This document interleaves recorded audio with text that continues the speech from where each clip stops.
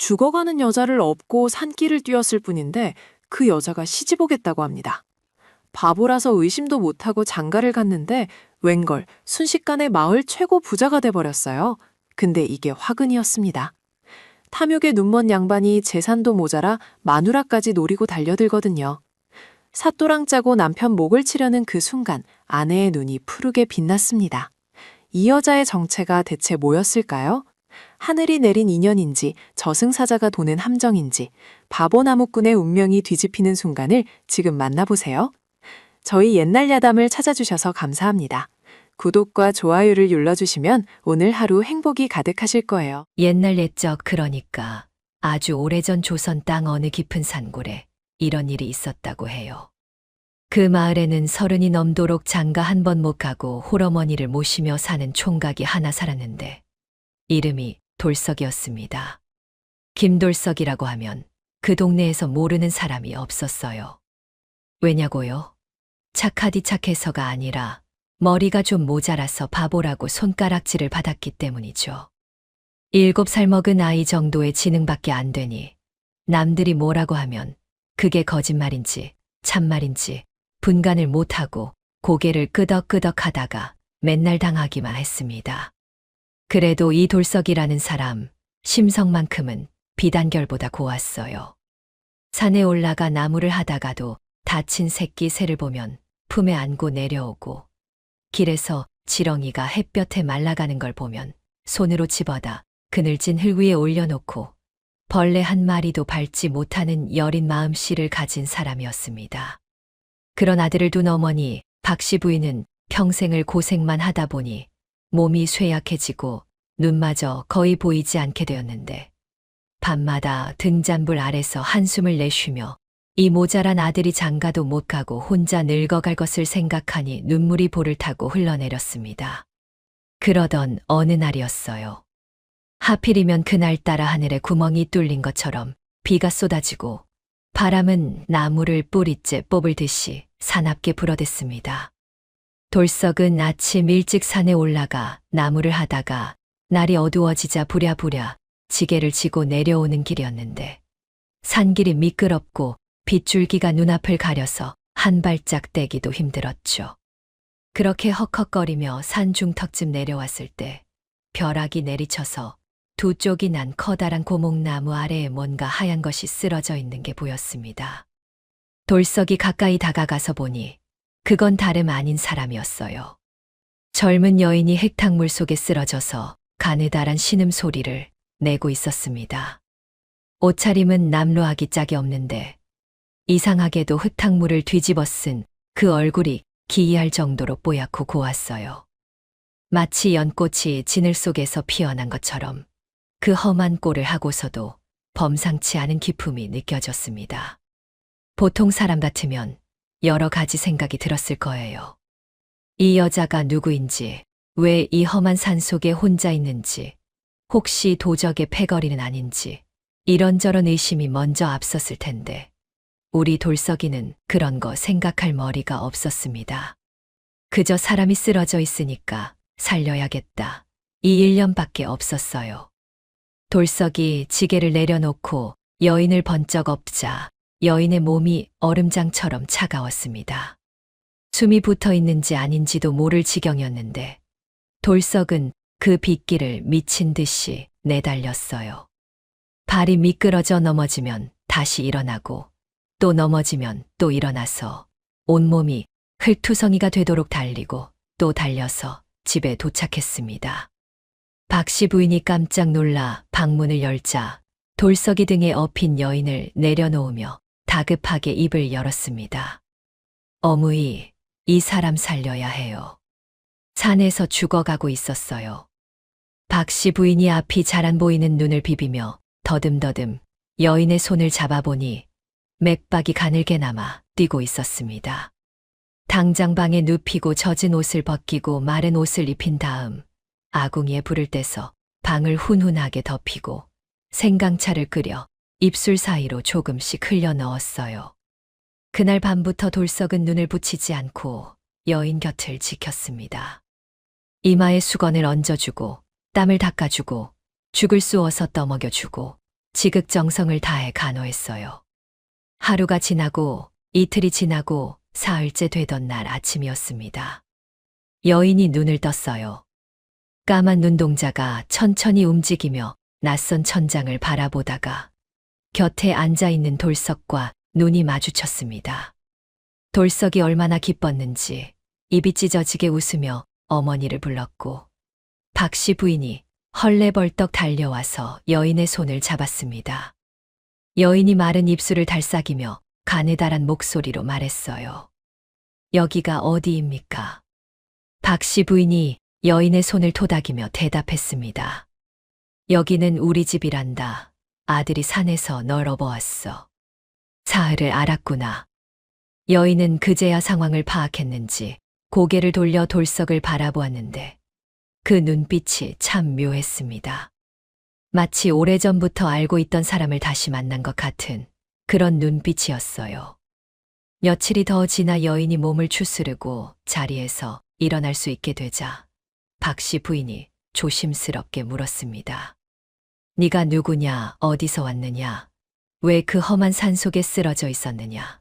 그랬더니 여인이 고개를 숙이며 대답하기를 자기 이름은 연화이고 부모도 일찍 잃고 의지할 곳도 없는 고아인데 이리저리 떠돌다가 그 산속에서 기운이 다해 쓰러졌노라고 했습니다. 박씨 부인은 속으로 걱정이 되었어요. 먹을 것도 빠듯한 살림에 입 하나가 더 느는 것이 부담이 없다면 거짓말이었죠. 하지만 갈 곳 없다는 저 여인을 당장 내쫓을 수도 없는 노릇이니 일단은 몸이 나을 때까지 머물러 있으라고 했습니다. 그런데 이상한 일이 벌어졌어요. 연화라는 이 여인이 집안일을 거드는데 그 솜씨가 보통이 아니었습니다. 밥을 지으면 윤기가 자르르 흐르고 빨래를 하면 때가 쏙 빠지고 마당을 쓸면 티끌 하나 남지 않았어요. 무엇보다 박씨 부인을 지성으로 모시는데 친어머니를 모시는 것보다 더했습니다. 눈이 안 보이시니 손을 잡아 부축해 드리고 기침을 하시면 등을 쓸어드리고 밤에 이불을 걷어차시면 몰래 들어와 덮어드리고 그 정성이 하늘을 찔렀어요. 돌석은 그런 연화를 볼 때마다 가슴이 이상하게 뛰었습니다. 태어나서 처음 느껴보는 감정이라 그게 뭔지 몰랐지만 연화가 웃으면 덩달아 기분이 좋아지고 연화가 힘들어 보이면 가슴이 답답해지고 그랬어요. 어느 날 저녁이었습니다. 돌석이 산에서 나무를 해가지고 돌아오는데 연화가 마중을 나와 있었어요. 저녁 노을이 연화의 얼굴에 비치니 세상에 그렇게 고운 사람이 없었습니다. 돌석이 멀뚱멀뚱 쳐다보고 있는데 연화가 돌석의 앞에 다가와서 갑자기 무릎을 꿇었습니다. 돌석이 깜짝 놀라 허둥지둥하는데 연화가 고개를 들어 똑바로 돌석의 눈을 바라보며 말했습니다. 제가 죽어가는 것을 살려주신 은혜를 평생 잊지 못할 것입니다. 부디 저를 아내로 맞아 주십시오. 돌석의 귀를 의심했어요. 아내라니 이 천하의 바보한테 저렇게 예쁜 여자가 시집을 오겠다고 한다니 꿈인가 생시인가 분간이 안 되어서 볼을 꼬집어 보았습니다. 아팠어요. 꿈이 아니었습니다. 돌석이 두 손을 내저으며 뒷걸음질 쳤습니다. 나는 바보예요. 글도 모르고 셈도 못해요. 누가 나 같은 사람한테 시집을 와요. 아가씨는 좋은 데로 가야 해요. 하지만 연화는 물러서지 않았습니다. 그 맑은 눈동자에 흔들림 하나 없이 오히려 더 또렷한 목소리로 말했어요. 저는 서방님의 마음을 보았습니다. 세상에서 가장 깨끗한 마음이었습니다. 제가 원하는 것은 그것뿐입니다. 박씨 부인이 이 광경을 보고 얼마나 놀랐는지 모릅니다. 처음에는 이게 무슨 소리냐 하며 말렸어요. 우리 집이 가난하고 아들이 모자란데 어찌 시집을 오겠느냐. 네가 무슨 꿍꿍이가 있는 게냐 따졌습니다.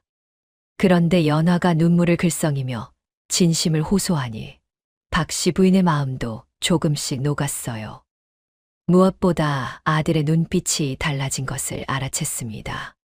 서른 넘도록 여자 근처에도 못 가보고 장가 이야기만 나오면 고개를 떨구던 아들이 연화를 바라보는 눈에 처음으로 살아있는 빛이 들어온 것을 보았거든요.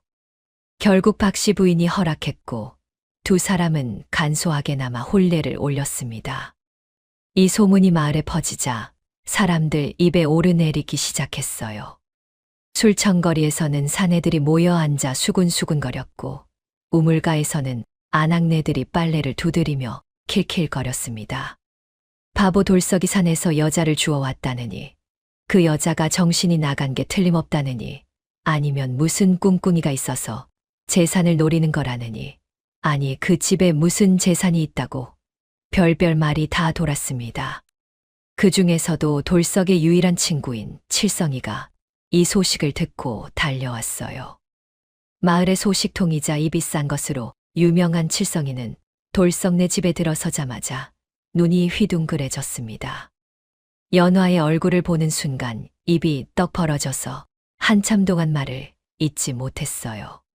저 바보 돌석이한테 저런 여자가 굴러들어 오다니 하늘이 무너져도 솟아날 구멍이 있다더니 이런 일도 있구나 속으로 감탄했습니다. 칠성이가 마을로 돌아가서 이 이야기를 퍼뜨리니 사람들의 시선이 더욱 따가워졌어요. 어떤 이는 부러워하고 어떤 이는 질투하고 어떤 이는 의심했습니다. 특히 여자들 사이에서는 연화가 여우가 둔갑한 거라느니 귀신이 씌인 거라느니 하는 흉흉한 소문까지 돌았어요. 하지만 정작 돌석과 연화 두 사람은 남들이 뭐라 하든 아랑곳하지 않았습니다. 돌석은 난생 처음으로 집에 돌아가는 발걸음이 가벼워졌고 연화는 그런 돌석을 마중 나가 손을 잡고 들어오는 것이 하루 중 가장 행복한 순간이었어요. 박씨 부인은 그 모습을 바라보며 어쩌면 이것이 하늘이 우리 집에 내려준 복이 아닐까 그런 생각을 했습니다. 그렇게 기묘하고도 아름다운 두 사람의 동거가 시작되었는데요. 이 연화라는 여인이 과연 어떤 사람인지 그리고 이 가난한 집에 어떤 변화를 가져올 것인지 아직 아무도 알지 못했습니다. 아, 진짜 마음이 따뜻해지는 시작이에요. 바보라고 손가락질 받으면서도 다친 새끼 새 품에 안고 내려오는 돌석이 모습이 자꾸 눈에 밟히네요. 그런 사람한테 연화 같은 여자가 나타난 거잖아요. 근데 있죠. 연화가 그냥 평범한 여자는 아닌 것 같은 느낌이 들어요. 뭔가 숨기고 있는 게 있을 것 같기도 하고. 이 두 사람이 앞으로 어떻게 될지, 마을 사람들 수군거림 속에서 잘 버텨낼 수 있을지 벌써 궁금해지네요. 혼례를 치르고 나니까요. 집안 분위기가 확 달라지기 시작했습니다. 연화라는 여인이 본격적으로 살림을 맡으면서 그 초라하던 초가삼간이 하루가 다르게 변해갔어요. 처음에는 그냥 부지런한 새색시가 왔구나 싶었는데 아니, 이게 그런 게 아니었습니다. 연화의 손길이 닿는 곳마다 뭔가 이상한 일이 일어났거든요. 먼저 마당부터 쓸기 시작했는데 빗자루가 지나간 자리마다 묵은 때가 싹 벗겨지면서 흙바닥이 반들반들 윤이 났어요. 부엌에 들어가서 그을음 낀 솥단지를 닦으니까 새 것처럼 번쩍번쩍 빛이 나고 곰팡이 피고 쩐내 나던 장독대를 정리하니까 거기서 알 수 없는 맑은 향기가 은은하게 퍼져 나왔습니다. 마치 산속 깊은 곳에 피어있는 야생화 향기 같기도 하고 이른 아침 이슬 냄새 같기도 한 그런 향이었어요. 동네 아낙네들이 담 너머로 힐끔힐끔 구경하다가 서로 얼굴을 마주보며 고개를 갸웃거렸습니다. 저게 사람이 하는 짓인가, 무슨 새색시가 저리 용한가 수군대기 시작했죠. 그런데 진짜 놀라운 일은 따로 있었어요. 박씨 부인이 10년을 넘게 앓아온 병이 있었습니다. 밤마다 기침이 끊이질 않아서 잠을 못 자고 눈은 점점 흐려져서 이제는 코앞에 있는 것도 제대로 분간하지 못할 지경이었거든요. 온갖 약을 다 써봤지만 효험이 없었고 돈이 없으니 의원을 부를 수도 없어서 그냥 이대로 늙어 죽는구나 체념하고 살았습니다. 그런데 연화가 어느 날 산에서 약초를 캐 가지고 왔어요. 돌석도 평생 산을 누렸지만 본 적 없는 풀들이었는데 연화는 그걸 정성스럽게 씻어서 말린 다음 탕약을 다리기 시작했습니다. 약을 다리는 솜씨가 예사롭지 않았어요. 불 조절을 어찌나 기가 막히게 하는지 약 냄새가 집안 가득 퍼지는데 코를 찌르는 쓴내가 아니라 오히려 마음이 편안해지는 향이었습니다. 연화가 그 탕약을 박씨 부인께 올리며 공손히 아뢰었습니다. 어머님, 이 약을 사흘만 드셔보시지요. 박씨 부인이 반신반의하면서 그 약을 받아 마셨는데요. 첫날 밤 기침이 절반으로 줄었습니다. 둘째 날 밤에는 기침이 서너 번밖에 안 나왔어요. 그리고 사흘째 되던 날 아침이었습니다.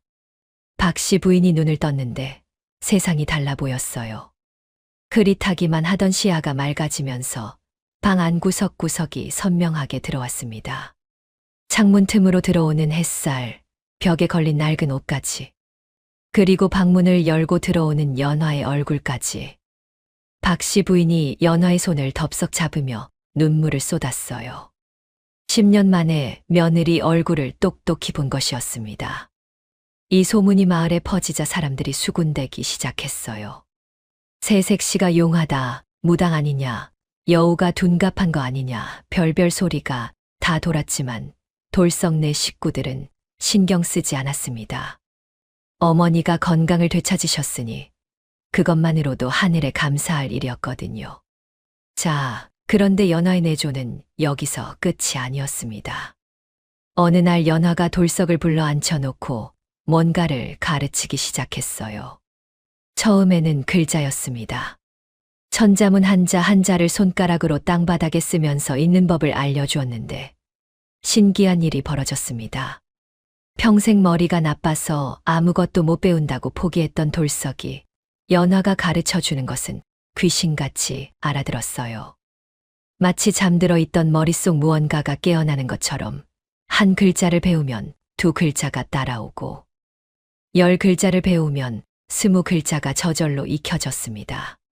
석 달이 지나자 돌석이 간단한 문장을 읽을 수 있게 되었고 6달이 지나자 셈까지 할 줄 알게 되었어요.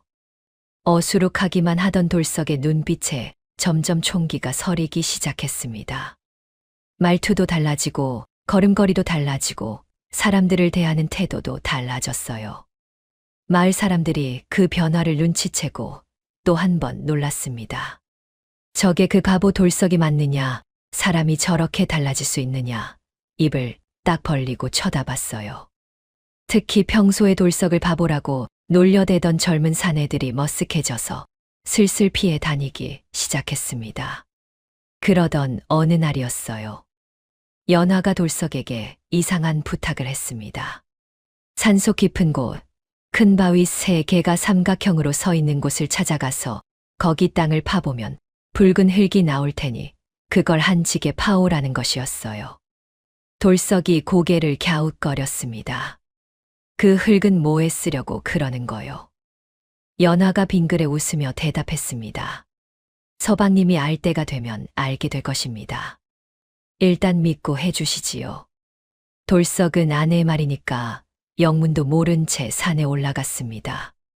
연화가 말한 대로 큰 바위 3개가 있는 곳을 찾아 땅을 파니까 정말로 진한 붉은빛 흙이 나왔어요. 신기해하며 그걸 지게에 가득 담아 내려왔는데 연화는 그 흙을 마당 한쪽에 소복이 쌓아두기만 하고 당장은 아무것도 하지 않았습니다. 그러고 나서 며칠 뒤 연화가 돌석에게 또 한 번 뜻밖의 말을 꺼냈어요. 서방님, 이제 남의 집 품팔이는 그만두셔야 합니다. 돌석이 깜짝 놀랐습니다. 나무를 해다 팔고 남의 집 머슴살이를 해서 겨우겨우 입에 풀칠을 하며 살아왔는데 그걸 관두라니 당장 뭘 먹고 살라는 소리인가 싶었거든요. 하지만 연화의 눈빛이 너무나 확신에 차 있어서 함부로 반박하지 못했습니다. 연화가 말을 이었어요. 마을 뒷산 양지 바른 곳에 버려진 밭이 하나 있습니다. 자갈이 많아서 아무도 거들떠보지 않는 땅인데 주인이 헐값에 내놓았다고 들었습니다. 그 땅을 사셔야 합니다. 돌석이 그 밭을 알고 있었어요. 돌멩이가 수두룩해서 쟁기가 안 들어가고 물빠짐이 나빠서 장마만 지면 질퍽거리고 그래서 주인도 포기하고 내다 버린 땅이었습니다. 아무리 헐값이라 해도 저런 똥땅을 사서 뭘 하겠느냐 싶었지만 돌석은 아내를 믿기로 했습니다. 지금까지 연화가 시킨 일 중에 틀린 게 하나도 없었거든요. 돌석이 그동안 모아둔 푼돈을 탈탈 털어서 그 자갈밭을 샀습니다. 이 소식이 마을에 퍼지자 사람들이 배를 잡고 웃었어요. 바보가 여우 같은 마누라 꼬드김에 넘어가서 미쳤다. 저 똥땅에서 뭐가 나온다고 전 재산을 털었냐. 하하, 호호 웃음이 끊이질 않았습니다. 심지어 돌석의 친구 칠성이까지도 걱정이 되어서 달려왔어요. 칠성이가 돌석의 팔을 붙잡고 다급하게 말했습니다. 야, 돌석아, 네 마누라가 아무리 용하다지만 이건 아니다. 저 밭은 3년을 갈아도 콩 한 줌 안 나온다고. 잘못하면 굶어 죽어. 돌석이 빙그레 웃으며 대답했습니다. 칠성아, 나도 안다. 근데 우리 마누라가 하라면 하는 거요. 여태껏 틀린 적이 없거든. 칠성이가 기가 막혀서 말을 잇지 못했습니다. 저 바보가 변하긴 변했는데 마누라 말이라면 물불 안 가리는 건 여전하구나 싶어서 한숨만 푹푹 내쉬었어요. 그날 밤부터 연화가 또 이상한 행동을 하기 시작했습니다. 해가 지고 어둠이 내려앉으면 장독대에 정화수를 떠놓고 두 손을 모아 무언가를 중얼거렸어요. 주문인지 기도인지 알 수 없는 그 소리가 새벽녘까지 이어졌는데 달빛 아래 연화의 모습이 사람 같지 않고 뭔가 신비로운 기운이 감돌았습니다. 돌석이 몰래 창문 틈으로 그 모습을 훔쳐보다가 등골이 서늘해졌어요. 하지만 무섭다기보다는 오히려 경외심이 드는 그런 느낌이었습니다. 저 여자가 대체 누구인가? 정말로 그냥 평범한 고아인가? 아니면 다른 무언가인가? 의문이 꼬리에 꼬리를 물었지만 돌석은 굳이 캐묻지 않았습니다. 연화가 자기한테 해가 되는 사람이 아니라는 것은 뼛속까지 느끼고 있었거든요.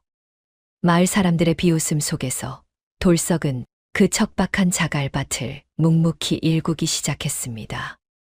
그렇게 돌석이 자갈밭을 일구기 시작했는데요. 그 고생이 이만저만이 아니었습니다. 새벽같이 일어나서 해가 중천에 뜰 때까지 돌멩이를 골라내고 해가 기울 때까지 땅을 뒤집고 해가 져서 앞이 안 보일 때까지 흘덩이를 부수고 고르고 또 골랐어요. 손바닥에는 물집이 잡혔다가 터지고 터진 자리에 또 물집이 잡히고 그러다 보니 손이 온통 굳은 살투성이가 되어버렸습니다. 허리는 끊어질 듯이 아프고 다리는 천근만근 무거웠지만 돌석은 불평 한마디 없이 묵묵히 일했어요. 마을 사람들이 밭둑에 걸터앉아 구경하면서 킬킬대고 비웃었습니다. 저 바보가 저 똥땅에서 뭘 건지려고 저 난리냐. 3년을 절해봐야 좁쌀 한 톨 안 나온다. 마누라한테 홀려도 단단히 홀렸구나. 그런 소리를 대놓고 했어요. 돌석의 귀에 다 들렸지만 아랑곳하지 않았습니다. 연화가 하라고 한 일이니까요. 그 사이에 연화는 밤마다 이상한 일을 계속했습니다. 달이 뜨면 장독대 앞에 정화수를 떠놓고 두 손 모아 무릎을 꿇었어요. 입에서 나오는 소리는 사람의 말 같기도 하고 아닌 것 같기도 한 알 수 없는 주문이었는데 그 소리가 바람결에 실려 퍼지면 집 주변의 공기가 묘하게 달라졌습니다. 서늘하면서도 맑은 뭔가 신성한 기운이 감도는 것 같았어요. 박씨 부인이 한밤중에 깨어 그 모습을 본 적이 있었는데 달빛 아래 서 있는 연화의 모습이 영락없이 하늘에서 내려온 선녀 같았다고 했습니다. 하지만 박씨 부인은 그 이야기를 아무에게도 하지 않았어요. 입 밖에 내면 안 될 것 같은 느낌이 들었거든요. 계절이 바뀌어 봄이 왔습니다. 파종할 때가 되자 연화가 돌석에게 조그만 보자기를 건넸어요. 펼쳐보니 안에 씨앗이 들어 있었는데 돌석이 난생 처음 보는 것들이었습니다. 어떤 건 콩알만 하고 어떤 건 깨알처럼 잘고 색깔도 제각각이라 대체 이게 무슨 씨앗인지 알 수가 없었어요. 돌석이 고개를 갸웃거리자 연화가 말했습니다. 이 씨앗을 심으시면 됩니다. 다른 건 심지 마시고요. 이게 뭔 씨앗이오? 처음 보는 건데. 알 때가 되면 알게 되실 겁니다. 연화는 늘 그랬어요. 뭘 물어봐도 시원하게 대답해주는 법이 없이 빙그레 웃기만 했습니다. 돌석은 투덜대면서도 결국 아내 말을 따랐어요. 그 이름 모를 씨앗을 자갈밭에 심었습니다. 마을 사람들이 또 비웃었어요. 남들은 벼 심고 보리 심고 콩 심을 때 바보는 이상한 씨앗을 심는다고요. 진짜 미쳤다. 저 집은 굶어 죽게 생겼다. 혀를 끌끌 찼습니다. 여름이 지나갔습니다. 뜨거운 볕이 내리쬐고 장맛비가 쏟아지고 태풍이 불어닥쳐도 연화는 흔들리지 않았어요. 밤마다 기도를 올리고 낮에는 밭에 나가 돌석과 함께 김을 메고 물을 주었습니다. 연화의 손이 닿은 자리마다 풀들이 유난히 싱싱하게 자라는 것 같았는데 그건 돌석만 느끼는 게 아니었어요. 가을이 찾아왔습니다. 서늘한 바람이 불기 시작하고 산에 단풍이 물들 무렵 돌석 내 자갈밭에서 이상한 일이 벌어졌어요. 그 척박하기 짝이 없던 땅에서 무언가가 무럭무럭 자라오르기 시작한 겁니다. 처음에는 마을 사람들이 신경을 안 썼어요. 잡초가 자라나 보다 했거든요. 그런데 그게 잡초가 아니었습니다. 이파리가 점점 커지고 줄기가 튼튼해지더니 어느 날 돌석이 땅을 파보고는 그 자리에 주저앉아 버렸어요. 산삼이었습니다. 그것도 그냥 산삼이 아니라 어른 팔뚝만 한 산삼이 땅속에서 나온 겁니다. 한두 뿌리가 아니었어요. 파는 족족 나왔습니다. 산삼뿐만이 아니라 귀한 약초들이 밭 전체에서 쏟아져 나왔어요. 세상에 이런 기적이 어디 있습니까? 이 소문이 삽시간에 퍼졌습니다. 바보 돌석이네 똥밭에서 산삼이 났다. 그것도 한 뿌리가 아니라 수십 뿌리가 났다. 믿을 수 없는 이야기에 마을 사람들이 달려와서 직접 눈으로 확인하고는 기가 질려 말을 잇지 못했어요. 어제까지 비웃던 사람들이 입을 딱 벌리고 서서 돌석네 밭을 쳐다보았습니다. 연화는 그 귀한 것들을 아무 장터에나 내다 팔지 않았어요. 어디서 알아냈는지 한양에서 큰 장사를 하는 상단에 연락을 취해서 직접 거래를 트였습니다. 한양 상단 사람들이 산삼을 보고 눈이 휘둥그레져서는 값을 매기는데 그 액수가 상상을 초월했어요. 한 뿌리의 쌀배 가마니 값이라니 돌석이 귀를 의심했습니다. 그렇게 번 돈이 얼마인지 아세요? 평생 남의 집 머슴살이를 해도 못 모을 돈이 한꺼번에 손에 들어왔습니다. 돌석은 정신이 멍했어요. 이게 꿈인가 생시인가 자꾸 뺨을 꼬집어 봤습니다. 연화가 그 돈을 어떻게 썼는지 아세요? 먼저 마을에서 제일 좋은 터를 사서 기와집을 지었어요. 그냥 기와집이 아니라 대문이 높고 마당이 넓고 방이 여러 개 달린 번듯한 집이었습니다.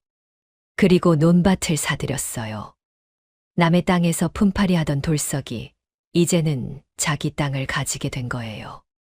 한 마지기, 두 마지기가 아니라 수십 마지기의 논밭을 사들여서 소작을 주니까 돌석리가 순식간에 마을에서 제일 가는 부자가 되어버렸습니다.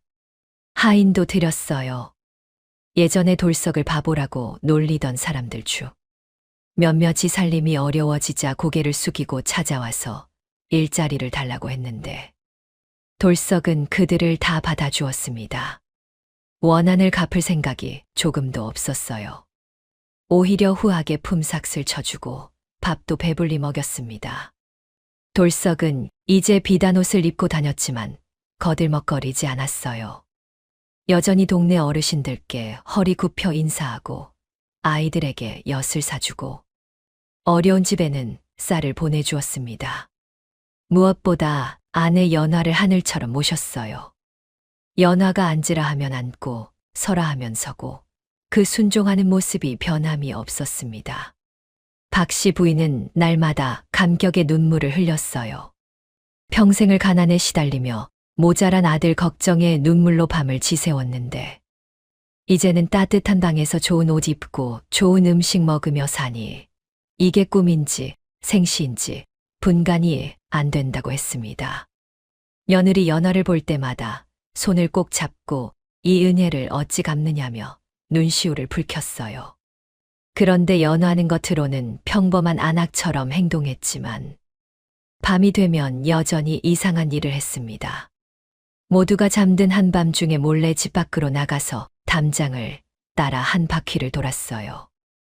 입술이 달싹거리며 무언가를 중얼거렸는데 그러고 나면 집 주변에 보이지 않는 장막이 쳐진 것처럼 야생 짐승들이 절대 얼씬거리지 않았습니다. 산골이라 멧돼지나 여우가 자주 내려왔는데 돌석네 집 근처만 오면 갑자기 방향을 틀어 달아나 버렸어요. 돌석이 어느 날 밤 이 모습을 목격했습니다. 담장 모퉁이에 숨어서 연화를 지켜보는데 달빛 아래 연화의 눈동자가 잠깐 푸른빛으로 빛나는 것 같았어요. 숨이 멎는 것 같았습니다. 등골이 서늘하면서도 마음 한구석에서는 이상하게 안심이 되었어요. 내 아내가 보통 사람이 아니구나. 하지만 나를 해칠 사람은 아니구나. 그런 확신이 들었거든요. 바보 돌석이가 벼락부자가 됐다는 소문은 온 고을에 퍼졌습니다.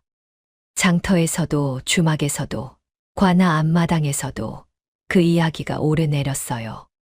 어떤 사람은 팔자가 늘어졌다며 부러워하고 어떤 사람은 뭔가 수상하다며 의심하고 어떤 사람은 그 마누라가 여우가 틀림없다며 흉을 봤습니다. 그 소문이 마침내 한 사람의 귀에 들어갔어요. 마을의 대지주이자 고리대금업으로 배를 불린 최참봉이었습니다. 55 먹은 이 사내는 탐욕스럽기가 이를 데 없고 밝히는 것이라곤 돈과 계집밖에 없는 자였어요. 자기 소장농이었던 바보 돌석이가 자기보다 더 큰 부자가 됐다는 소리에 속이 뒤틀렸습니다. 근데 무엇보다 최참봉의 귀를 솔깃하게 한 건 따로 있었어요. 돌석의 마누라가 선녀처럼 아름답다는 소문이었습니다. 그 말을 듣는 순간 최참봉의 눈이 번들거리며 검은 욕심이 꿈틀대기 시작했습니다. 최참봉이라는 자가 어떤 인간이었느냐 하면요. 한마디로 독사보다 더 독한 놈이었습니다. 겉으로는 점잖은 척 도포 자락 휘날리며 양반 행세를 했지만 속은 썩은 물이 가득 찬 우물 같았어요. 돈이라면 눈이 뒤집혀서 물불을 안 가렸고 젊은 계집 보면 군침을 흘리며 어떻게든 손에 넣으려 들었습니다. 마을 사람들 대부분이 이자한테 빚을 지고 있었는데 이자가 눈덩이처럼 불어나서 평생 갚아도 못 갚을 지경이었어요. 갚지 못하면 논밭을 빼앗고 그래도 모자라면 자식까지 종으로 끌어갔으니 얼마나 악독한 놈이었겠습니까? 그런 최참봉이 돌석내 소식을 듣고 밤잠을 설쳤습니다. 생각하면 생각할수록 분이 치밀어 올랐어요. 그 바보 돌석이가 누구였습니까? 자기 집에서 머슴살이하며 굽실굽실하던 놈 아닙니까? 때리면 맞고 욕하면 듣고 품삯을 떼어 먹어도 아무 말 못하던 그 멍청이가 이제는 자기보다 더 큰 부자가 됐다니 속이 뒤틀려서 밥이 안 넘어갔습니다. 근데 더 참을 수 없는 게 있었어요. 돌석이 마누라가 천하절색이라는 소문이었습니다. 얼굴이 뽀얗고 눈이 맑아서 선녀가 하강한 것 같다느니 걸음걸이가 구름 위를 걷는 듯 하다느니 그런 이야기를 들을 때마다 최참봉의 입안에 침이 고였어요. 저런 바보한테 그런 여자가 있다니 세상이 잘못 돌아가도 한참 잘못 돌아간 거라고 생각했습니다. 최참봉이 결심을 굳혔어요. 어떻게든 돌석을 쫓아내고 그 재산과 여자를 빼앗아야겠다고요. 며칠을 궁리하던 끝에 꾀를 하나 생각해냈습니다. 옛날에 돌석의 아버지가 살아있을 때 흉년이 들어 쌀 한 가마니를 빌려간 적이 있었어요. 그건 진짜 있던 일이었는데 그 빚은 돌석의 아버지가 죽기 전에 다 갚았거든요. 증서도 찢어서 불에 태웠고요. 그런데 최참봉이 그 증서를 위조했습니다. 밤새 종이를 구하고 먹을 갈아서 쌀 한 가마니가 아니라 쌀백 가마니를 빌렸다는 거짓 문서를 만들었어요. 거기에 이자가 30년간 불어서 집과 전 재산, 심지어 처첩까지 내놓아야 한다는 내용을 덧붙였습니다. 종이를 일부러 낡게 만들려고 흙물에 담갔다가 말리고 구겨서 펴고를 반복했어요. 얼핏 보면 진짜 오래된 문서 같았습니다. 위조가 끝나자 최참봉이 건달패를 불러 모았어요. 동네에서 힘께나 쓴다는 양아치들을 돈으로 매수해서 30여 명을 데리고 돌석내로 쳐들어갈 준비를 했습니다. 그때 마침 돌석내 집에서는 잔치가 벌어지고 있었어요. 박 씨 부인의 환갑이었거든요. 평생 고생만 하신 어머니께 효도하겠다고 돌석이 잔치를 크게 벌인 겁니다. 마을 사람들을 다 초대해서 고깃국에 막걸리를 대접하고 풍물패를 불러서 흥을 돋우고 온 동리가 들썩들썩했어요. 박 씨 부인이 윗자리에 앉아서 눈물을 훔치며 웃고 있었습니다. 평생 이런 날이 올 줄 몰랐다며 다 며느리 덕분이라며 연화의 손을 꼭 잡고 놓지 않았어요. 돌석은 손님들 사이를 오가며 술을 따르고 연화는 부엌에서 음식을 나르며 바쁘게 움직였습니다. 그렇게 잔치가 무르익어 가던 그때였어요. 대문이 벌컥 열리며 건달패가 우르르 몰려들어왔습니다. 앞장선 건 다름 아닌 최참봉이었어요. 허연 수염에 번들거리는 눈, 음흉한 미소를 입가에 걸고 느릿느릿 마당 한가운데로 걸어 들어왔습니다. 잔치 분위기가 싸늘하게 얼어붙었어요. 풍물 소리가 뚝 끊기고 웃음 소리가 사라지고 사람들이 숨을 죽였습니다. 최참봉이 마당 한가운데 딱 버티고 서서 부채를 탁탁 치며 입을 열었습니다. 이거 잔치가 한창이구만. 근데 남의 돈으로 잔치를 벌이면 쓰나. 돌석이 앞으로 나서며 물었어요. 대감, 무슨 말씀이십니까? 최참봉이 품에서 누런 종이 한 장을 꺼내 들어 보이며 말했습니다. 내 애비가 30년 전에 내게 빌린 빚이 있다. 쌀백 가마니에 이자가 붙어서 이젠 내 집과 땅, 그리고 내 마누라까지 내놔야 할 판이야. 잔치에 모인 사람들이 웅성대기 시작했어요. 돌석의 얼굴에서 핏기가 가셨습니다. 하지만 예전의 바보 돌석이 아니었어요. 연화에게 글을 배우고 세상 이치를 배운 돌석이 침착하게 대답했습니다. 아버지가 빌린 쌀은 한 가마니였고 그 빚은 아버지가 돌아가시기 전에 다 갚으셨습니다. 저도 그 자리에 있었습니다. 최참봉의 눈이 사납게 번뜩였어요. 이 바보가 어디서 말대꾸를 하느냐 싶어서 속이 부글부글 끓어올랐습니다. 뭐라, 내까진 놈이 감히 양반에게 대들어? 최참봉이 손짓을 하자 건달패가 우르르 돌석을 에워쌌어요. 우락부락한 사내들이 주먹을 불끈 쥐고 돌석을 노려보았습니다. 박 씨 부인이 비명을 지르며 아들에게 달려들려 했지만 건달들이 가로막았어요. 최참봉이 희죽희죽 웃으며 건달들에게 명령했습니다. 저놈을 멍석에 말아라. 버릇을 고쳐줘야겠다. 건달들이 돌석을 바닥에 내동댕이 치고 멍석을 가져왔어요.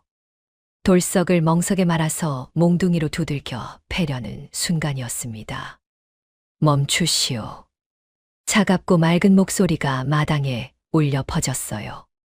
안채에서 연화가 걸어 나오고 있었습니다. 머리에는 비녀 하나 꽂았을 뿐인데 그 자태가 어찌나 고왔는지 마당에 있던 모든 사람의 시선이 연화에게 쏠렸어요. 최참봉의 눈이 휘둥그레졌습니다. 소문으로 듣던 것보다 10배는 더 아름다웠거든요. 연화가 천천히 최참봉 앞으로 다가와 멈춰 섰습니다. 키가 최참봉보다 한 뼘은 작았지만 그 눈빛은 오히려 최찬봉을 내려다보는 것 같았어요. 최찬봉이 부채로 턱을 가리며 음흉하게 웃었습니다. 이게 그 선녀 같다던 마누라로구나. 과연 소문대로야. 연화가 눈 하나 깜짝 않고 대답했습니다. 증서를 보여주시지요. 최찬봉이 코웃음을 치며 위조 문서를 연화에게 내밀었어요. 연화가 그걸 받아서 찬찬히 살펴보았습니다. 한참을 들여다보던 연화의 입가에 희미한 미소가 떠올랐어요. 이 문서는 거짓입니다. 최찬봉의 얼굴이 굳어졌습니다. 뭐라? 30년 전 종이라면 누렇게 바랬어야 하는데 이 종이는 먹물이 아직 선명합니다. 게다가 이 종이의 결을 보니 3년도 안 된 햇종이입니다. 마당이 술렁였어요. 최찬봉의 얼굴이 벌겋게 달아올랐습니다. 들켰다는 걸 알았지만 여기서 물러서면 체면이 말이 아니었어요. 최찬봉이 부채를 탁 접으며 발끈했습니다. 인연이 감히 양반을 사기꾼 취급하느냐. 전연을 당장 끌어내라. 건달들이 연화에게 달려들려는 순간 최찬봉이 손을 들어 제지했어요. 그의 눈에 다른 계산이 번뜩였거든요. 최찬봉이 천천히 연화에게 다가가며 목소리를 낮추었습니다. 내 좋은 수가 있다. 네가 나를 따라오면 이 모든 걸 없던 일로 해주마. 어차피 저 바보한테 시집 온 것도 팔자가 기구해서 그런 거 아니냐. 나를 따라오면 비단 옷 입히고 금비녀 꽂아줄 테니 어떠냐? 마당에 있던 사람들이 경악했어요. 대놓고 남의 마누라를 빼앗겠다고 하다니. 이게 사람이냐 짐승이냐 싶어서 분노가 치밀었지만 감히 나서는 사람이 없었습니다. 최찬봉의 권세가 무서웠거든요. 연화의 눈빛이 차갑게 가라앉았어요. 아무 대답도 하지 않았지만 그 침묵이 오히려 최찬봉의 속을 뒤집어 놓았습니다. 최찬봉이 연화의 손목을 낚아채려고 손을 뻗는 순간이었습니다. 갑자기 맑던 하늘에 먹구름이 몰려들더니 천둥 소리가 우르릉 울리며 마른 번개가 내리쳤어요. 눈 깜짝할 사이에 마당 한쪽에 서 있던 늙은 고목나무가 번개를 맞아 두 쪽으로 쩍 갈라졌습니다. 사람들이 비명을 지르며 뒤로 물러섰어요. 건달들 몇몇은 겁에 질려서 담을 넘어 도망쳤습니다. 최찬봉도 심장이 철렁했지만 애써 태연한 척했어요. 우연이다, 우연일 뿐이다 속으로 되뇌며 다시 연화를 향해 손을 뻗으려 했습니다. 연화가 한 발짝 물러서며 입을 열었습니다. 오늘은 물러가시지요. 다음에 관하에서 정식으로 시비를 가리겠습니다. 최찬봉이 이를 갈았어요. 오늘은 물러서지만 반드시 저 여자를 손에 넣고 말겠다고 다짐하며 건달들을 이끌고 돌아갔습니다. 잔치는 엉망이 되었고 박씨 부인은 기절해서 방으로 옮겨졌으며 돌석은 멍석에서 풀려나 온몸이 멍투성이가 된 채 마당에 주저앉아 있었습니다. 연화가 돌석에게 다가와 상처를 살피며 말했어요. 서방님, 이 일은 쉽게 끝나지 않을 것입니다. 더 큰 싸움이 올 것입니다. 돌석이 고개를 끄덕였습니다. 예전 같으면 덜덜 떨며 어쩔 줄 몰라 했겠지만 지금은 아니었어요. 아내가 옆에 있으니 두렵지 않았습니다. 그날 밤 연화가 장독대 앞에서 평소보다 오래 기도를 올렸습니다. 달빛 아래 그녀의 입술이 빠르게 움직였고 눈동자의 푸른빛이 어렸다가 사라졌어요. 최찬봉이 물러간 뒤로 며칠이 지났는데요. 돌석네 집에는 불안한 기운이 감돌았습니다. 돌석은 매일 대문 앞을 서성이며 바깥을 살폈고 박씨 부인은 가슴을 쓸어내리며 한숨만 내쉬었어요. 최찬봉이 저렇게 쉽게 물러설 위인이 아니라는 걸 모두가 알고 있었거든요. 언제 다시 들이닥칠지 모른다는 공포가 집안을 짓눌렀습니다. 그런데 연화만은 달랐어요. 평소와 다름없이 밥을 짓고 빨래를 하고 시어머니를 챙겼습니다. 얼굴에 걱정 하나 없이 담담하게 하루하루를 보냈는데 그 모습이 오히려 돌석을 불안하게 만들었어요. 마누라가 뭔가 알고 있는 것 같았거든요. 하지만 물어봐도 대답하지 않고 빙그레 웃기만 했습니다. 그러던 어느 날 아침이었어요. 해가 뜨자마자 대문 밖이 시끄러워졌습니다. 말발굽 소리가 우르르 울리더니 누군가 대문을 쾅쾅 두드리며 고함을 질렀어요. 관아의 포졸들이었습니다. 대문이 벌컥 열리며 포졸 수십 명이 마당으로 쏟아져 들어왔어요. 그 뒤를 따라 최참봉이 의기양양하게 걸어 들어왔는데 얼굴에 승리의 미소가 번져 있었습니다. 며칠 사이에 뭔가 손을 쓴 게 분명했어요. 포졸들이 돌석을 둘러싸더니 거칠게 포승줄을 묶기 시작했습니다. 돌석이 버둥거리며 소리쳤어요. 이게 무슨 짓이오? 내가 뭘 잘못했다고? 최참봉이 부채를 펴며 느긋하게 대답했습니다. 사또께서 내 놈을 잡아오라 하셨다. 사기와 협잡 혐의로 말이야. 고분고분 따라가면 살가죽이라도 붙어 있을 게다. 박씨 부인이 마루에서 굴러 내려오며 아들에게 매달리려 했지만 포졸들이 가로막았어요. 늙은 어머니가 땅바닥에 엎어져 울부짖는 모습이 처참했습니다. 그때 연화가 안채에서 천천히 걸어 나왔어요. 바람 한 점 없는데 연화의 옷자락이 살랑살랑 흔들렸습니다.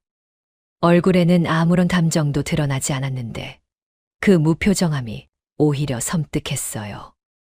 연화가 최참봉 앞에 멈춰서서 입을 열었습니다. 하늘이 보고 땅이 듣는데 어찌 이런 무도한 짓을 하십니까? 목소리가 차갑게 마당을 울렸어요. 포졸들까지 동작을 멈추고 연화를 쳐다보았습니다. 최참봉이 코웃음을 쳤어요. 하늘이 어쩌고, 하늘이 무서우면 내가 이 짓을 하겠느냐. 쓸데없는 소리 집어치우고 순순히 따라오너라. 내년도 잡아가라는 분부시다. 최참봉이 연화의 손목을 잡으려고 손을 뻗는 순간이었습니다. 갑자기 하늘이 어두워졌어요. 분명 맑은 아침이었는데 먹구름이 어디선가 몰려들더니 순식간에 해를 가려버렸습니다. 그리고 천둥 소리가 우르르 쾅쾅 울리며 마른 번개가 내리쳤어요. 번개가 마당 한가운데를 때렸습니다. 최참봉이 화들짝 놀라 뒤로 넘어졌고 포졸들이 비명을 지르며 흩어졌어요. 연기가 피어오르는 땅바닥에 시커먼 자국이 남았는데 그게 하필이면 최참봉이 서 있던 바로 한 발짝 앞이었습니다. 조금만 더 가까웠으면 최참봉이 벼락을 맞았을 거예요. 마당이 순식간에 아수라장이 되었습니다. 포졸들 중 몇몇은 겁에 질려 담을 넘어 도망치려 했고 나머지도 덜덜 떨며 제자리에 얼어붙었어요. 하지만 최참봉은 포기하지 않았습니다. 잠시 혼비백산했다가 정신을 차리더니 이건 우연이다. 그냥 날씨 탓이다. 속으로 되뇌며 다시 일어섰어요. 욕심이 두려움을 이긴 거예요. 이 자리에서 물러서면 평생 웃음거리가 될 테니까. 어떻게든 연화를 손에 넣어야겠다는 집념이 공포를 눌러버렸습니다. 최참봉이 소리를 버럭 질렀어요. 뭘 멍하니 서 있어. 당장 전현을 잡아. 포졸들이 우물쭈물하는 사이 연화가 한 발짝 앞으로 나섰습니다. 그리고 뜻밖의 말을 꺼냈어요. 좋습니다. 관하로 가겠습니다. 돌석이 깜짝 놀라 연화를 쳐다보았어요. 연화가 돌석에게 눈짓을 보내며 귓속말로 뭔가를 속삭였습니다. 돌석의 표정이 미묘하게 변했어요. 고개를 끄덕이더니 입을 다물었습니다. 연화가 다시 최참봉을 똑바로 쳐다보며 말했어요. 다만 조건이 있습니다. 사또 앞에서 정당하게 재판을 받겠습니다. 만약 저희가 진다면 전 재산과 제 몸까지 바치겠습니다. 하지만 저희가 이긴다면 대감께서도 그에 합당한 대가를 치르셔야 합니다. 최참봉의 입꼬리가 실룩 올라갔어요. 속으로 쾌재를 불렀습니다. 배사또는 이미 자기 주머니에 들어있는 사람이었거든요. 뇌물을 듬뿍 먹여놨으니 재판이 어떻게 되든 결과는 뻔한 거였어요. 저 여자가 스스로 덫에 걸어 들어오다니 이보다 좋을 수가 없었습니다. 최참봉이 흔쾌히 승낙했어요. 좋다.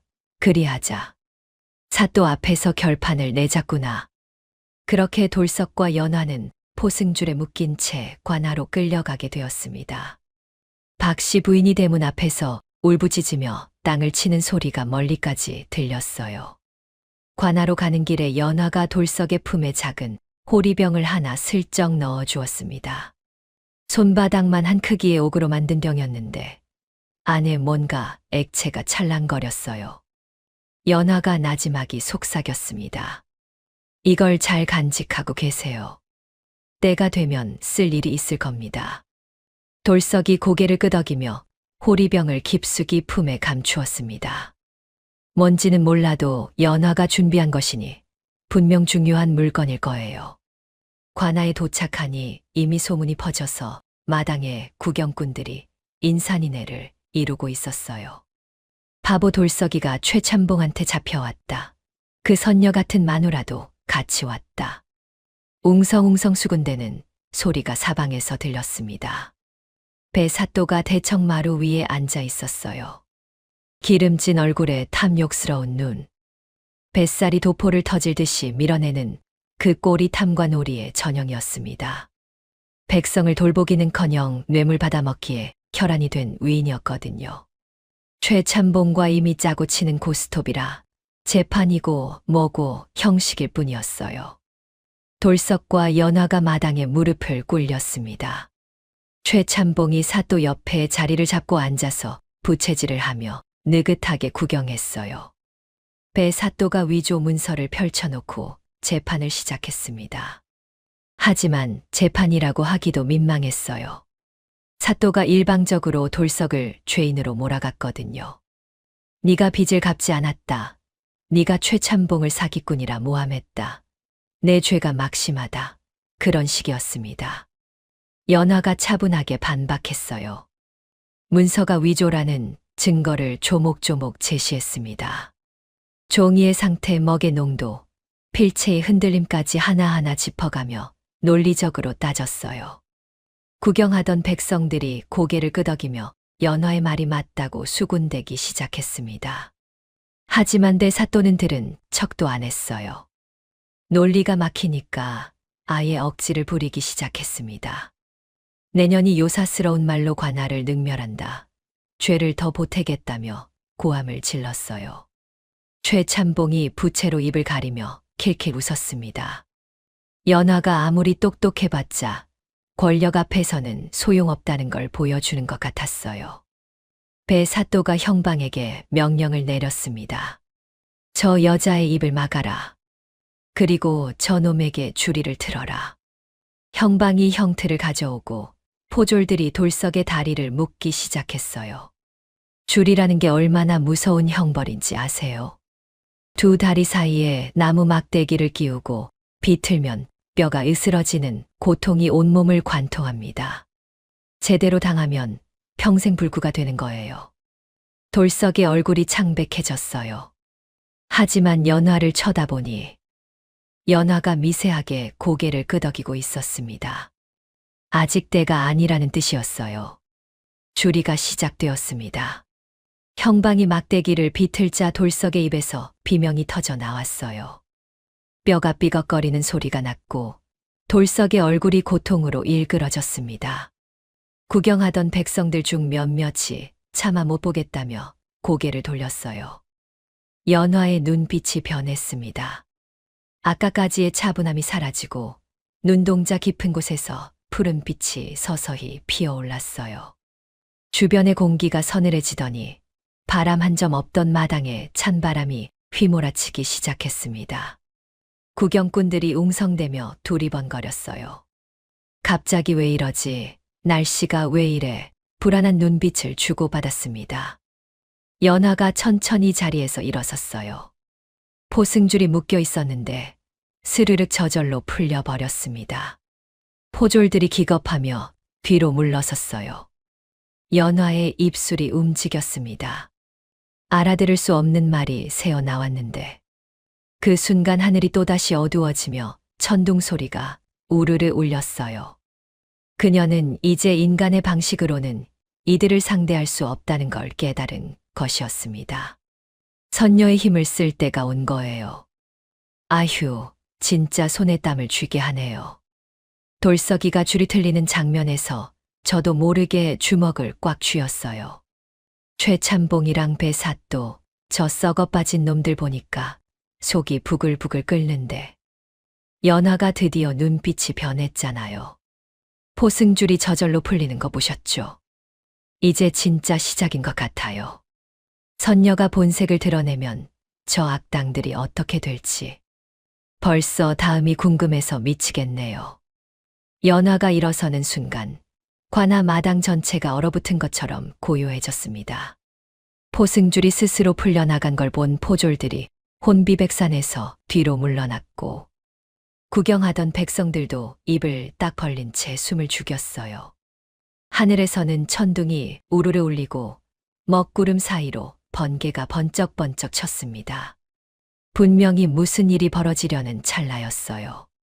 그런데 연화가 멈췄습니다. 눈을 감고 깊게 숨을 들이쉬더니 푸르게 빛나던 눈동자가 다시 원래대로 돌아왔어요. 천둥 소리도 잦아들고 먹구름이 천천히 흩어지기 시작했습니다. 연화가 스스로 힘을 거둬들인 거예요. 왜 그랬을까요? 연화는 알고 있었습니다. 지금 여기서 선녀의 힘을 드러내면 당장은 이길 수 있어요. 하지만 그러면 자신의 정체가 온 세상에 알려지게 되고 그건 하늘의 법도를 어기는 일이었습니다. 한 번 금기를 깨면 되돌릴 수 없어요. 아직은 때가 아니었습니다. 진짜 마지막 순간까지 아껴두어야 했어요. 배삿도가 그 틈을 놓치지 않았습니다. 연화가 주춤하는 걸 보자마자 벌떡 일어나 소리를 버럭 질렀어요. 전연이 요술을 부린다. 당장 잡아서 옥에 가둬라. 포졸들이 우르르 달려들었습니다. 연화는 저항하지 않았어요. 순순히 손목을 내밀어 다시 포승줄에 묶였습니다. 돌석이 비명을 지르며 연화에게 손을 뻗었지만 줄이에 묶인 다리가 말을 듣지 않았어요. 배삿도가 득이양양하게 선언했습니다. 저 여자는 요사스러운 술법으로 관아를 능멸했다. 저 남자는 사기와 협잡으로 양반을 모함했다. 둘 다 옥에 가두고 내일 해가 뜨는 대로 목을 베겠다. 마당에 모인 백성들 사이에서 웅성거림이 터져 나왔어요. 목을 벤다니 그게 말이 되느냐, 아무리 삿돌하지만 너무 심한 거 아니냐. 그런 소리가 여기저기서 들렸습니다. 하지만 감히 나서서 항의하는 사람은 없었어요. 권력 앞에서 백성은 벌레만도 못한 존재였으니까요. 최참봉이 부채를 탁탁 치며 흐뭇한 미소를 지었습니다. 모든 게 계획대로 되어가고 있었어요. 내일이면 돌석은 죽고 연화는 자기 것이 될 터였습니다. 사또한테 뇌물을 더 찔러주면 연화의 목숨은 살려줄 수 있을 테니까요. 돌석과 연화가 옥으로 끌려갔습니다. 관아 뒤편에 있는 감옥은 축축하고 어두웠어요. 곰팡이 냄새가 코를 찔렀고 쥐들이 구석에서 눈을 빛내며 움직였습니다. 두 사람이 같은 감방에 던져지듯 들어갔는데 문이 쾅 닫히며 자물쇠 채우는 소리가 울렸어요. 돌석이 땅바닥에 주저앉아 오열하기 시작했습니다. 온몸이 엉망이었어요. 주리를 틀려서 다리는 퉁퉁 붓고 피멍이 들었고 포졸들에게 맞아서 얼굴은 피투성이었습니다. 하지만 육신의 고통보다 마음의 고통이 더 컸어요. 이게 다 자기 때문이라는 생각에 가슴이 찢어지는 것 같았습니다. 돌석이 주먹으로 땅바닥을 치며 울부짖었어요. 다 내 탓이오. 내가 바보라서, 내가 못나서 이 지경이 됐소. 당신이 왜 나 같은 놈한테 시집을 왔소. 나 때문에 죽게 생겼소. 연화가 돌석 곁으로 다가가 그 피투성이 얼굴을 두 손으로 감쌌습니다. 손길이 부드러우면서도 단단했어요. 연화가 나지막이 말했습니다. 서방님, 고개를 드세요. 돌석이 고개를 들자 어둠 속에서도 연화의 얼굴이 희미하게 빛나는 것 같았어요. 눈동자가 맑고 깊었는데 거기에는 두려움이라곤 찾아볼 수 없었습니다. 저는 후회하지 않습니다. 서방님을 만난 것을, 서방님의 아내가 된 것을 단 한순간도 후회한 적 없습니다. 돌석의 눈에서 눈물이 주르륵 흘러내렸어요. 이 여자가 대체 뭐길래 이렇게 망가진 자기를 보면서도 저런 말을 하는 걸까요? 돌석은 그 순간 깨달았습니다. 연화는 보통 사람이 아니라는 것을. 그리고 자기는 평생 이 여자에게 빚진 채 살아야 한다는 것을요. 밤이 깊어갔습니다. 감옥 창살 사이로 달빛이 스며들었어요. 연화가 천천히 일어나 창살 앞으로 다가갔습니다. 밤하늘을 올려다보는데 구름 사이로 별들이 반짝이고 있었어요. 연화의 머릿속에 옛 기억이 스쳐 지나갔습니다. 오래전, 아주 오래전에 자기는 하늘나라에서 옥황상제를 모시던 시녀였어요. 어느 날 실수로 옥황상제의 귀한 잔을 깨뜨렸는데 그 죄로 인간 세상으로 유배를 당했습니다. 인간의 몸으로 100년을 살면서 선행을 쌓으면 다시 하늘로 돌아갈 수 있다는 조건이었어요. 인간 세상에 내려온 연화는 외롭고 힘들었습니다. 누구도 믿을 수 없었고 누구도 곁에 두지 못했어요. 그러다가 그날 밤 벼락 맞은 고목 아래에 쓰러졌을 때 돌석을 만났습니다. 비바람이 쏟아지는 그 험한 밤에 누군지도 모르는 자기를 업고 산길을 달리던 그 바보 같은 사내. 이름이 뭐냐고 물어보지도 않았고 대가를 바라지도 않았고 그저 살려야겠다는 일념 하나로 자기를 구해준 그 사람. 연화는 그때 처음으로 인간의 진짜 따뜻함이 뭔지 알게 되었어요. 그래서 은혜를 갚겠다고 했습니다. 아내가 되겠다고 했어요. 처음에는 정말 그것뿐이었습니다. 빚을 갚고 떠나면 된다고 생각했어요. 하지만 함께 살면 살수록 돌석이라는 사람의 순수한 마음에 물들어갔습니다. 어느새 이 사람 없이는 못 살겠다는 생각이 들었어요. 하늘로 돌아가는 것보다 이 사람 곁에 있는 게 더 좋아졌습니다. 연화가 밤하늘을 올려다보며 중얼거렸어요. 옥황상제님, 용서하소서. 저는 이 사람을 지키기 위해 금기를 깨야 할 것 같습니다. 하늘에서 대답은 없었습니다. 하지만 연화는 이미 마음을 굳힌 뒤였어요. 내일 해가 뜨면 자기 정체를 드러내야 한다는 걸 알고 있었습니다. 그게 무슨 결과를 불러올지 몰라도 돌석을 죽게 내버려 둘 수는 없었어요.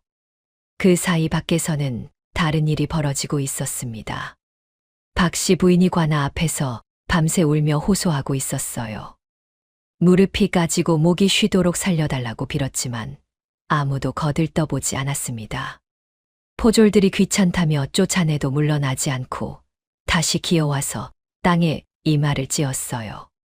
그 모습을 지켜보던 마을 사람들 중 몇몇이 눈시울을 붉혔지만 도와줄 엄두는 내지 못했습니다. 칠성이도 달려왔어요. 평소에 입이 가볍고 덜렁대던 그 칠성이가 이번만큼은 얼굴이 사색이 되어서 관아 주변을 서성거렸습니다. 돌석은 자기의 유일한 친구였거든요.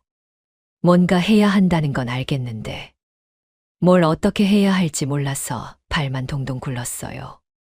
밤이 깊어지자 최참봉이 관아 뒤편에서 배사또를 만났습니다. 두 놈이 머리를 맞대고 속닥거렸어요. 최참봉이 은자가 든 주머니를 배사또에게 슬쩍 건네며 말했습니다. 내일 그 남자만 죽이시게. 여자는 살려서 내게 넘기시오. 배사또가 희죽 웃으며 은자 주머니를 품에 넣었어요. 걱정 마시게. 그렇게 해드리리다. 두 놈이 더럽게 웃으며 헤어졌습니다. 하늘 아래 이렇게 썩은 놈들이 있다니 알면 알수록 역겨웠어요. 동이 트기 시작했습니다. 감옥 창살 사이로 새벽빛이 스며들자 연화가 돌석을 깨웠어요. 돌석은 밤새 뜬 눈으로 지새웠다가 새벽녘에 잠깐 기절하듯 잠들었거든요. 연화가 돌석의 귀에 대고 나지막이 속삭였습니다. 서방님, 오늘 무슨 일이 일어나도 놀라지 마세요. 그리고 무슨 일이 있어도 제 손을 놓지 마세요. 돌석이 영문을 몰라 눈을 껌뻑였지만 연화의 눈빛이 너무나 진지해서 그냥 고개를 끄덕였습니다.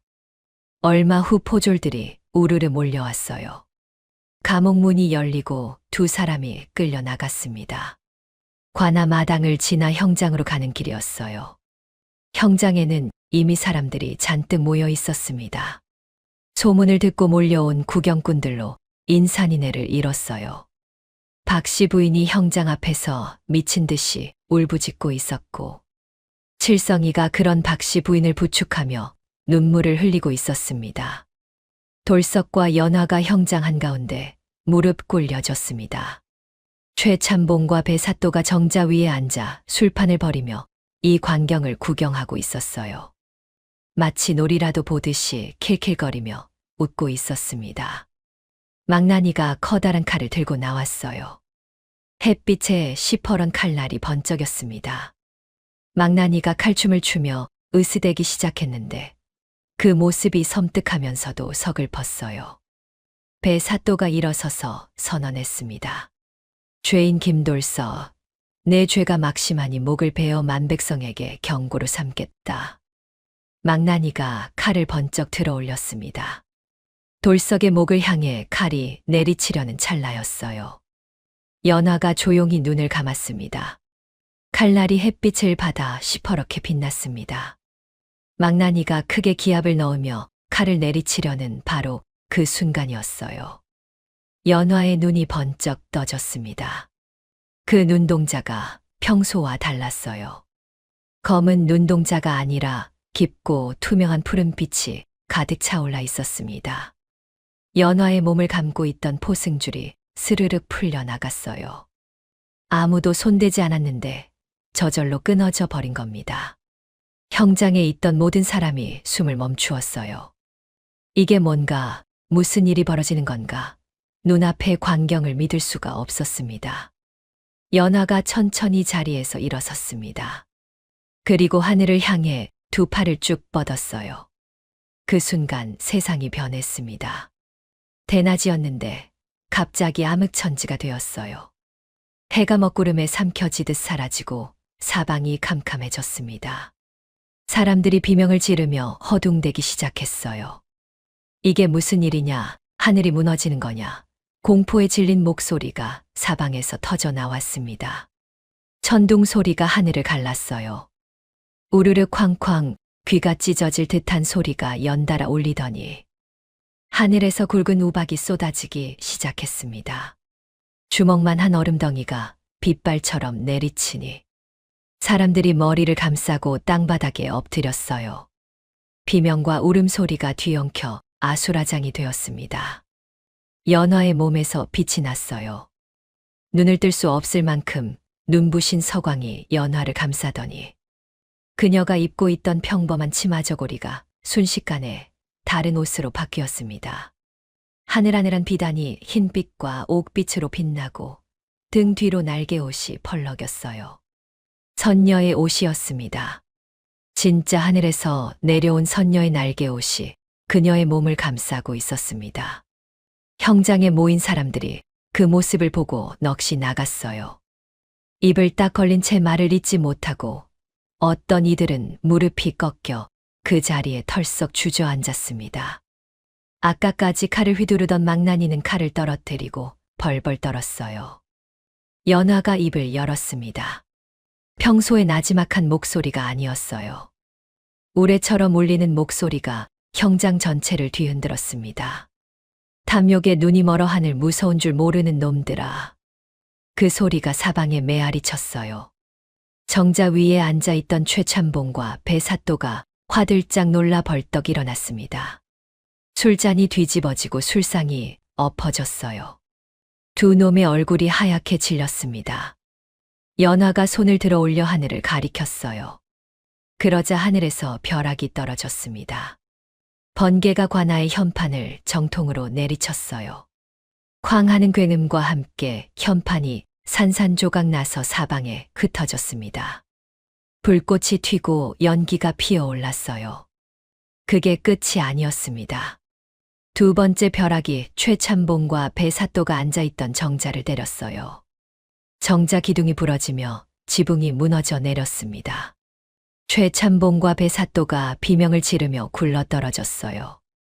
간신히 목숨은 건졌지만 온몸의 흙먼지를 뒤집어 쓰고 기어다니는 꼴이 처참했습니다. 아까까지 위세당당하게 술판을 벌이며 낄낄대던 놈들이 개처럼 땅바닥을 기어다니고 있었어요. 최참봉이 공포에 질려 소리쳤습니다. 살려주시오. 제발 목숨만 살려주시오. 배사또도 울면서 빌었어요. 사또라는 체면이고 뭐고 다 잊어버리고 콧물과 눈물을 질질 흘리며 땅에 이마를 찧었습니다.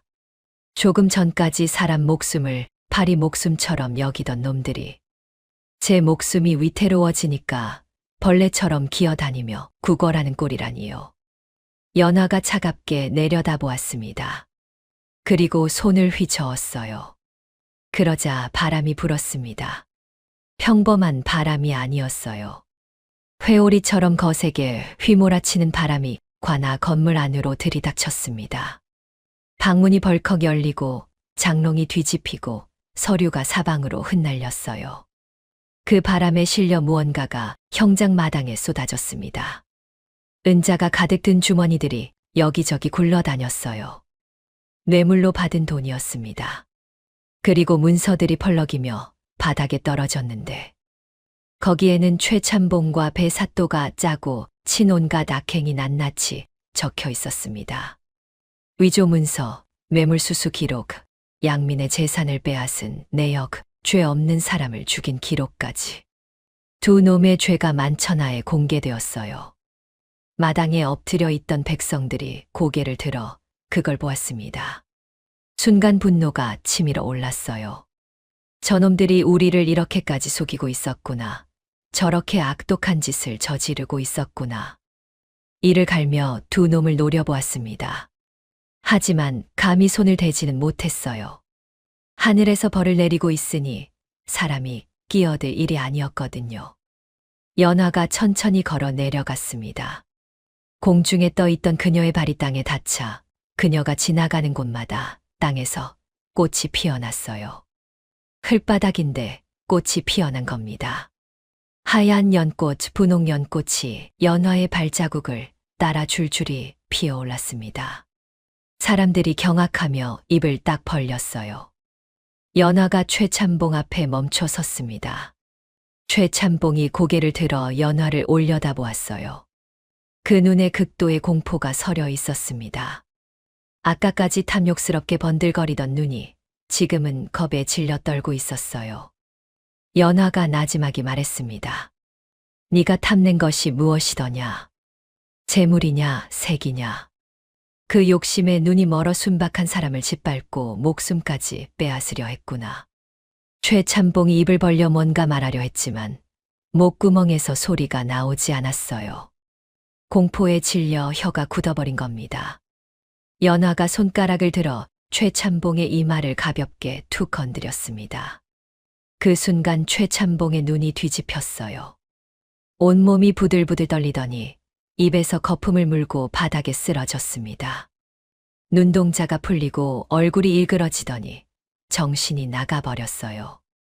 미쳐버린 겁니다. 평생 저지른 죄의 무게가 한꺼번에 머리를 짓누르니 정신이 버티지 못하고 무너져버린 거예요. 연화가 배사또에게로 걸어갔습니다. 배사또가 미친 듯이 뒤로 기어가며 소리쳤어요. 제발 살려달라. 다신 안 그러겠다. 울부짖으며 빌었지만 연화의 발걸음은 멈추지 않았습니다. 연화가 배사또의 앞에 서서 말했어요. 백성의 아버지가 되어야 할 자가 백성을 잡아먹었구나. 그 죗값을 받아라. 연화가 다시 손가락을 들어 배사또의 이마를 건드렸습니다. 배사또의 두 다리가 힘을 잃었어요. 뼈가 물렁물렁해지듯 다리가 휘어지더니 다시는 일어설 수 없게 되었습니다. 평생을 땅바닥을 기어다니며 살아야 하는 벌을 받은 겁니다. 백성 위에 군림하며 짓밟던 놈이 이제는 땅바닥을 기는 신세가 되었어요. 형장에 모인 사람들이 무릎을 꿇고 엎드렸습니다. 누가 먼저랄 것도 없이 하나둘씩 땅에 이마를 대며 절을 했어요. 어떤 이는 울었고 어떤 이는 두 손을 모아 기도했습니다.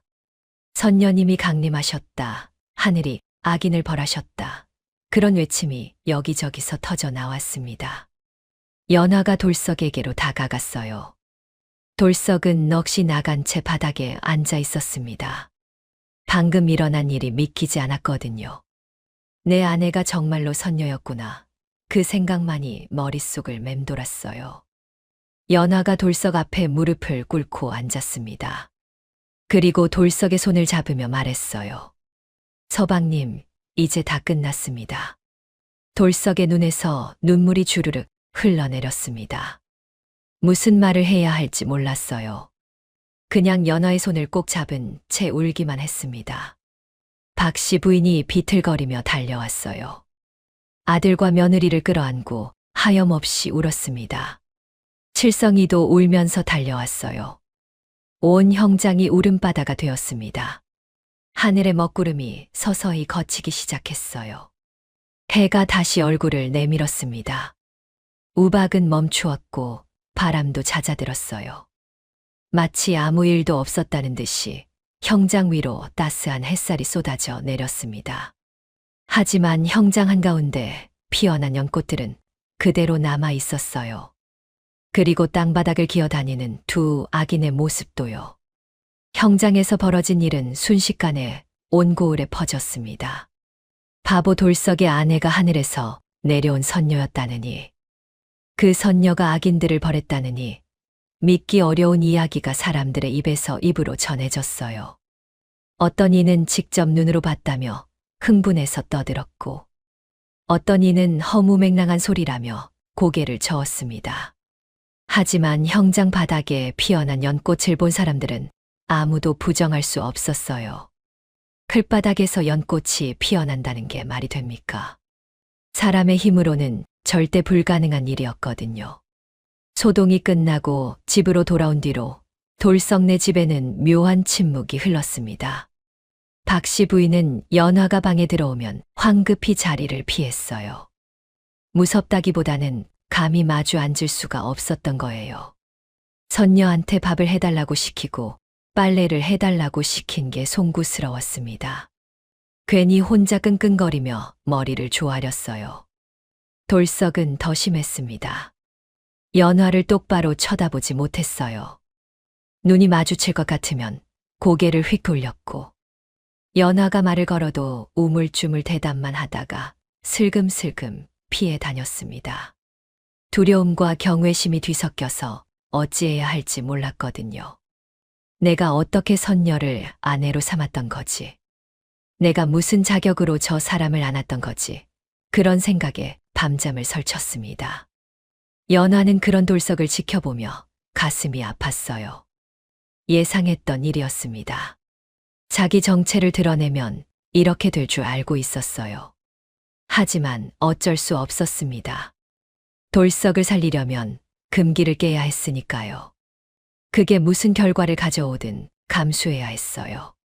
며칠이 지나도 돌석의 태도는 달라지지 않았습니다. 연화가 다가가면 도망치듯 물러나고 밥상머리에 마주 앉아도 눈을 피했어요. 밤에는 같은 방에 들지도 않고 사랑채에서 혼자 잤습니다. 부부라기보다는 남남 같았어요. 어느 날 밤이었습니다. 연화가 사랑채로 찾아갔어요. 돌석이 홀로 앉아서 멍하니 달을 바라보고 있었습니다. 연화가 살금살금 다가가 돌석의 옆에 앉았어요. 돌석이 움찔하며 일어서려 했지만 연화가 그 손을 덥석 잡았습니다. 서방님, 잠깐만요. 돌석이 얼어붙었어요. 연화의 손이 따뜻했습니다. 예전과 똑같은 온기였어요. 선녀의 손이라서 차가울 줄 알았는데 그냥 사람의 손이었습니다. 연화가 나지막이 말을 꺼냈어요. 저는 죄를 지어 내려온 선녀입니다. 돌석이 침을 꿀꺽 삼켰습니다. 귀를 기울였어요.